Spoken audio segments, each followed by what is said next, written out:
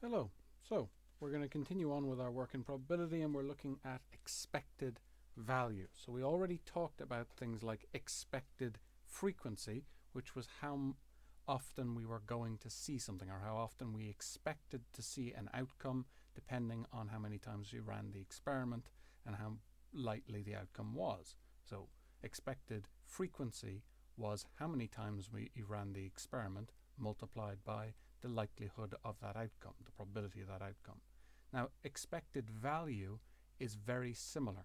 So the value of something usually means how much it's worth in euro, and that's often how these questions work.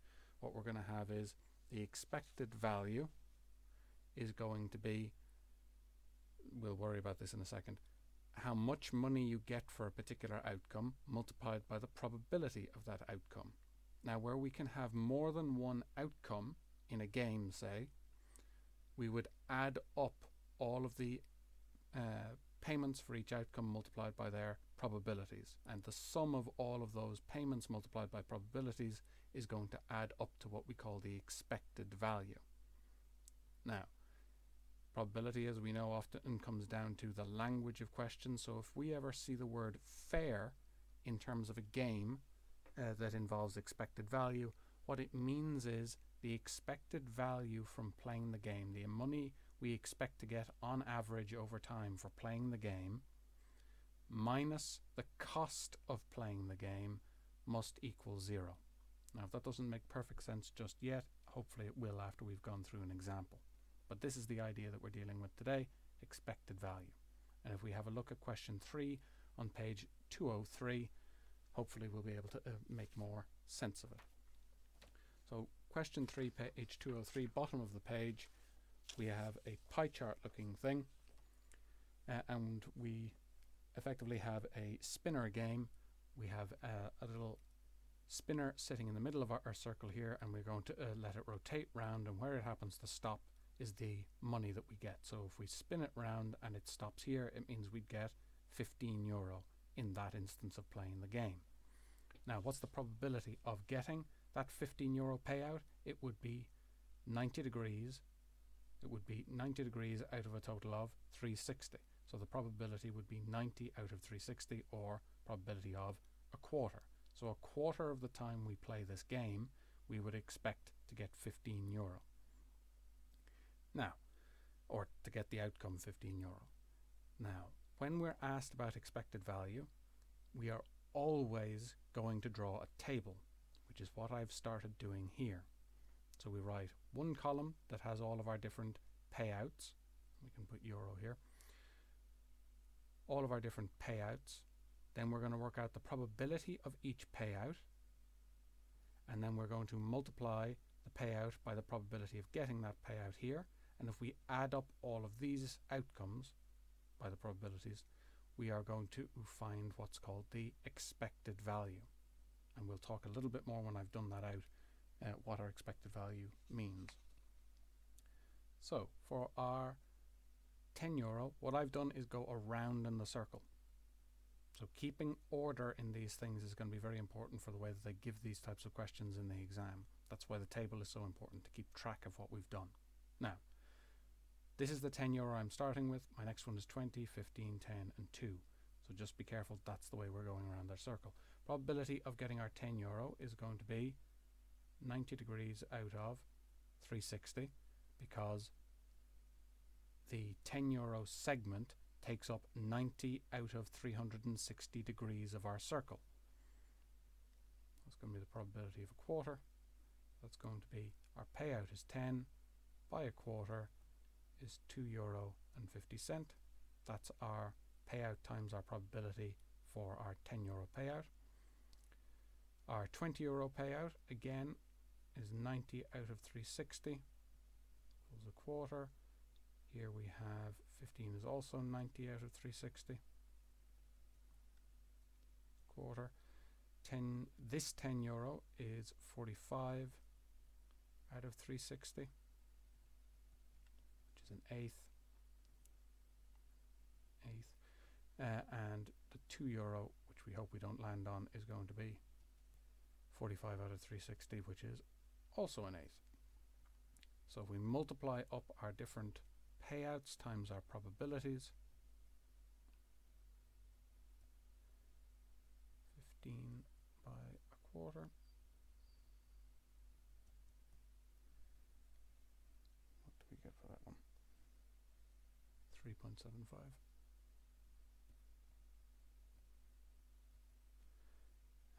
10 by an eighth,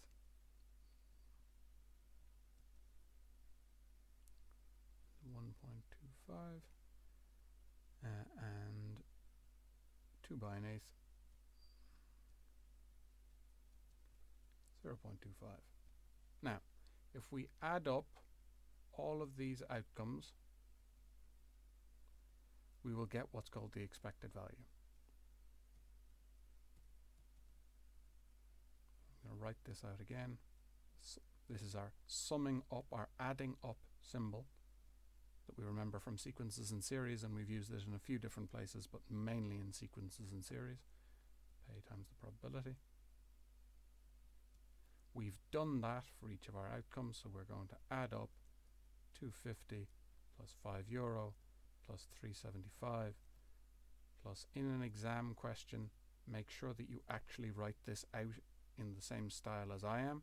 If you happen to make a slip in adding this up, but you've written out your list of numbers, you're guaranteed your next block of marks for showing the examiner what it is you meant to do. If you don't show method, it is extremely easy to get no marks. Now, this is the final answer that they are looking for in question 3. I'm going to use this as an opportunity to talk a little bit more about expected value, but that's everything asked for in question 3. Now, what does our expected value mean? It means that if we kept playing this game over and over and over again and then added up, got the average of all of our payouts that we'd gotten for the game, it would add up to €12.75. So on average, if we played the game 100 times and we added up all of the money that we won from playing all of those 100 times and got the average divided by 100, we would get $12.75 as the average payout that we got in the long run. So not that we win that on any particular play of the game, but that on average you're going to get that in the long run. Now, what have we got to talk about beyond that? Let's take an example. So this is the average payout that you get over the long run. If we were told that the game costs, so e.g. if we were told that the game costs €10 to play, well then what would be your average winnings over the long run? You'd take your expected value and you'd subtract away the cost of playing each time. This is your average winnings every time you play the game. This is, in the example I'm giving you, the cost of playing the game each time. So that's going to be €12.75 minus €10. So every time you play the game, you will on average win €2.75. So it's a good game to play. In the long run, you will make money on average every time you play the game. So obviously a casino is going to have this as a negative number because over the long run, it wants to make money off of you, not you make money off of the casino. Now, for this game to be considered fair, that means that the expected value minus the cost would have to be 0. So that means that the cost would have to be €12.75. If the cost of playing this game each time is €12.75, then on average over the long term, you will neither win nor lose. You will end up at 0. You won't be earning money, you won't be losing money, and that is what we mean by a fair game. So if it asks you at the end of an exam question, how would I make this into a fair game, you'd have to find your expected value and say that your cost was equal to your expected value.